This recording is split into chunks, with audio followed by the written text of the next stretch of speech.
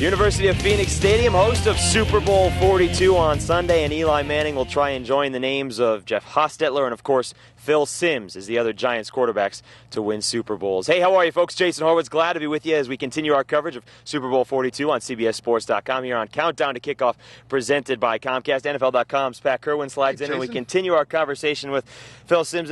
Phil, let's get into this game a little bit, and specifically with Eli Manning. As a former Giants quarterback and a guy who understood the pressure of what it was like to play in New York, with what you've seen from Eli from the Patriots game through the playoffs, what is it about his game, or maybe the Giants offense as a whole, that has been that much different? Well, first off, that pressure thing, I don't know. The pressure in New York, pressure on NFL quarterbacks, it's everywhere. It is. Every city hates their quarterback except for maybe two or three, so you're going to get criticized a lot. But is much changed in Eli Manning in the last 4 or 5 weeks? Not really. I think the biggest thing that's happened to the Giants, they've clicked in all phases.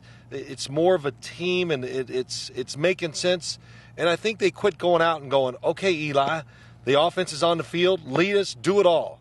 And it seems like they've pulled back from him, and they've given everybody else a little more responsibility. And I think that's the type of quarterback he is. He's not going to be Tom Brady, throw it 50 times. He's a guy, he can do his thing, has the talent to make the throws, but don't just put it all on Eli Manning. Yeah, and I think he's distributing the ball real well, too. I think getting a third receiver in Steve Smith, who figured out how to help him, has helped his cause. He's got options down the field, and he told me, I trust Steve. Steve understands the coverage. He's where he's supposed to be. That helps every quarterback. Well, Steve Smith's been well-schooled. I know that. I liked him in college.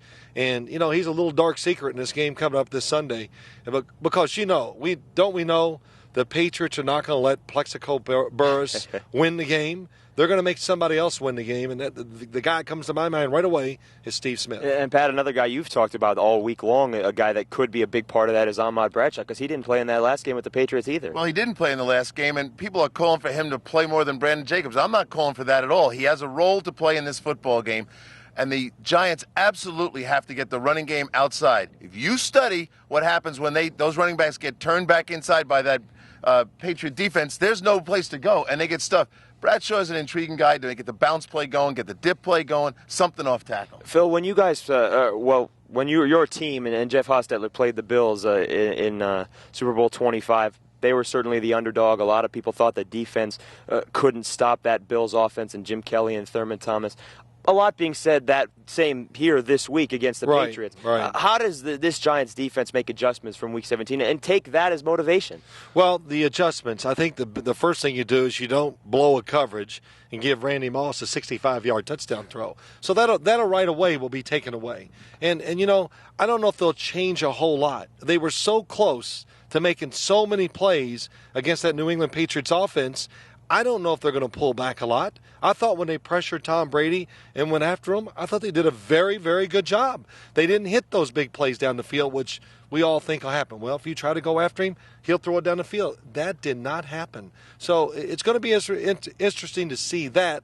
But the big thing, people ask me this all the time all week. Right. If I had to say one thing I'm really intrigued in watching is the New York Giants defensive line against the New England Patriots offensive line. For the Giants to win, they got to be great. They got to be great. And I want to ask you this, Phil, because it calls to how Tom Brady thinks. There's the four-man rush. It's really good. Tom's got a 3-second clock in his head. As soon as he assesses that the defensive line is, he'll change the clock to 2.5. And he might get the clock down to 1.5 and get the ball out of his hand. He got hit 8 times in that first game. I think 8 hits on a quarterback is worth more than 2 or 3 sacks. Well, I always say this, and I get a lot of stuff for this.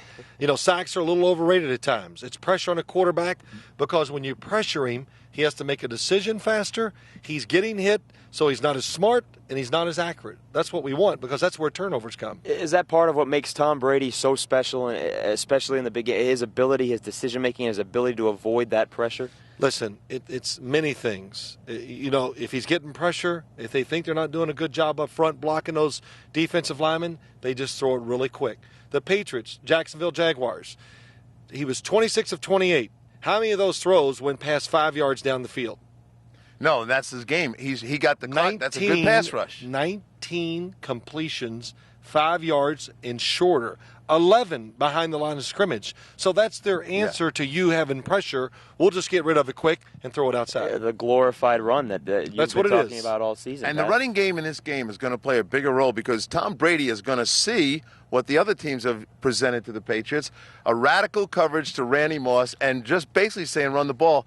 Lawrence Maroney came through big against Jacksonville, against a very good run defense. Well, he did pretty well against the San Diego Chargers, too. Lawrence Maroney, a little dark secret, too, in the NFL.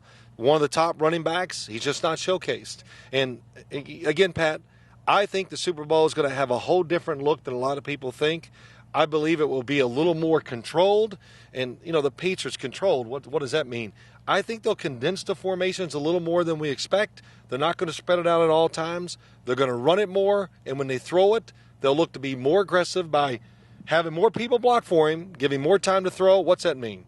He gives Randy Moss, Dante Stallworth, Wes Welker more time to run down the field and make those big plays. Phil, obviously another part of this whole week is the thought about the Patriots, and if they go 19-0 where they are in history, and Tom Brady, if he wins 4 Super Bowls where he is in history, where do you put those two places? Famous line from the big guy, Bill Parcells, you are what your record says you are. So, to me, there's no arguing. He's won 4 Super Bowls. I don't care what you think. He's got 4. They're 19-0. Has anybody else done 19-0? Okay. You know what? It makes me a little angry at myself, too. I don't think I've given enough credit to the 17-0 Dolphins, as the years have gone by. I've kind of forgotten it. When you go undefeated and you put that big 0 up there, Pat, the slip up mentally, physically. The one day that you couldn't get everyone excited to play, the officials that turned the game around, the field goal that hit the goalpost, they overcame all of it. Things. So it's an unbelievable accomplishment, and to me there will be no argument. Put them right there. What's your prediction for the game? Are they 19-0 when this is all done? Well, I'm not going to predict the game. Look, I played for the Giants my 15 years. I covered the Patriots. Bill Belichick, I consider him a pretty close friend of mine. He coached with the Giants for 12 years when I was there. And I'll just say this. Here's how I answered all week long. I did play 15 years for the Giants. We won 2 Super Bowls. I got a lot of friends there. You figure it out. There it is. He'll be cheering for the Giants. Yeah, you see the answer. Phil Simms, thank you very much for being with us out here at the Desert Botanical Gardens. Folks, our coverage of Super Bowl 42 continues on Countdown to Kickoff, presented by Comcast all week long, leading you up to the University of Phoenix Stadium. And, of course, the Giants and the Patriots go in for history. Hines Ward will be joining us tomorrow, Super Bowl 40 MVP, and we'll see you then. Take care, folks.